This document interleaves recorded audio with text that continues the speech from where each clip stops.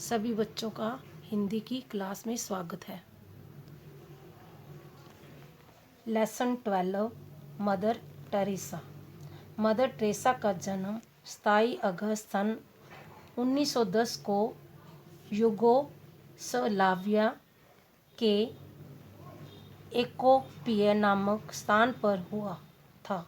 माता पिता ने उनका नाम रखा एग्नेस गोनवक्सा बोजाकिसौ। लघु नाम एग्नेस हिंदी शब्द अग्नि से साम्य रखता है।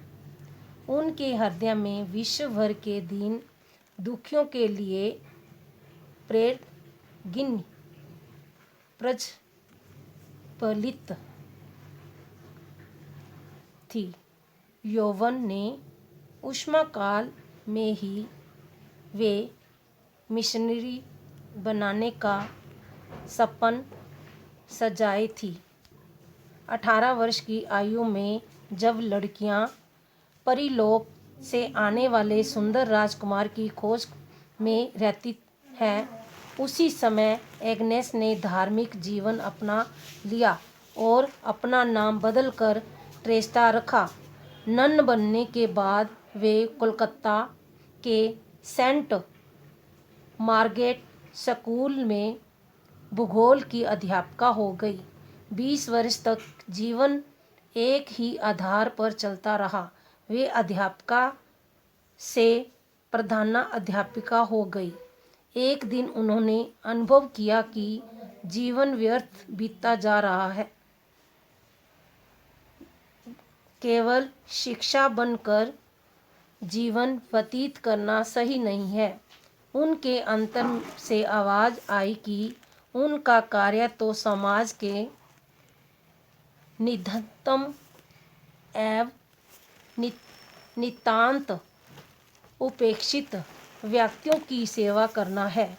उनके पास धन लगभग नहीं के बराबर था, किंतु प्रभु यीशु का आशीर्वाद एवं संकल्प साथ थे।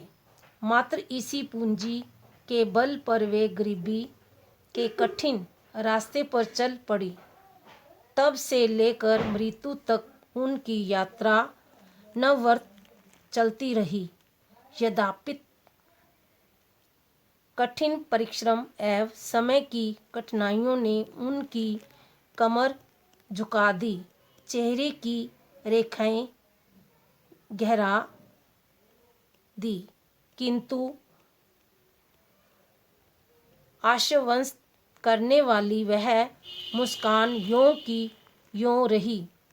मदर टेरेसा सन 1948 में ही भारतीय नागरिक थी।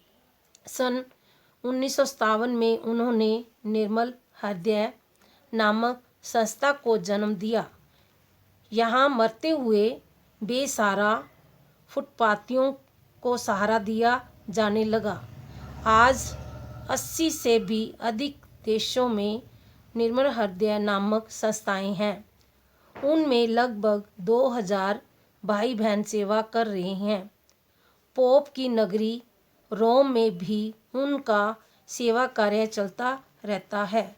निर्मल हृदय कोई धार्मिक संस्था नहीं है। यहाँ मरने वाले हिंदुओं को अंतिम सांसें लेते समय गंगा जल मिलता है। मुसलमानों को कुरान की आयतें सुनाई जाती हैं। ईसाइयों को होली बाइबल के आदेश सुनाए जाते हैं और अन्य धर्मावलंबियों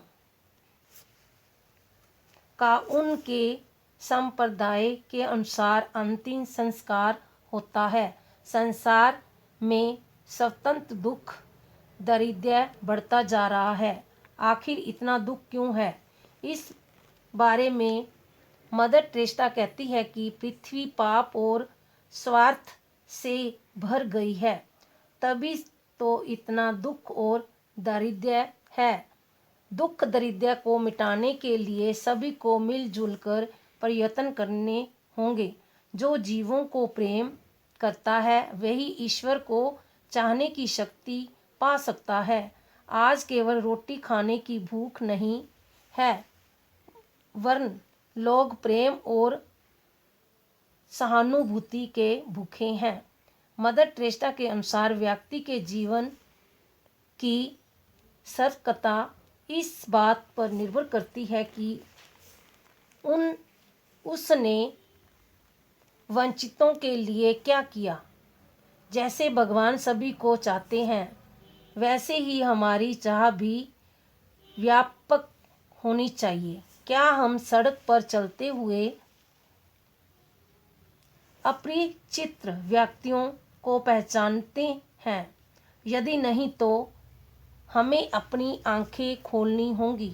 दुखियों की सेवा ही जीवन की सार्थकता, उसका उद्देश्य होना चाहिए।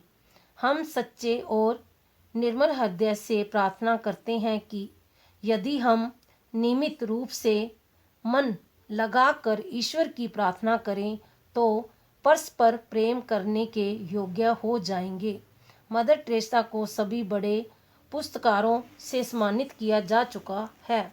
भारत सरकार ने उन्हें देश के सर्वोच्च सम्मान भारत रत्न से अलंकृत किया।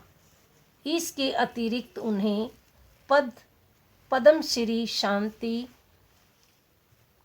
पारितोषिक, रेमन अवार्ड, कैनेडी अवार्ड से सम्मानित किया जा चुका था। कलकत्ता शहर उनका कार्यस्थली रहा है।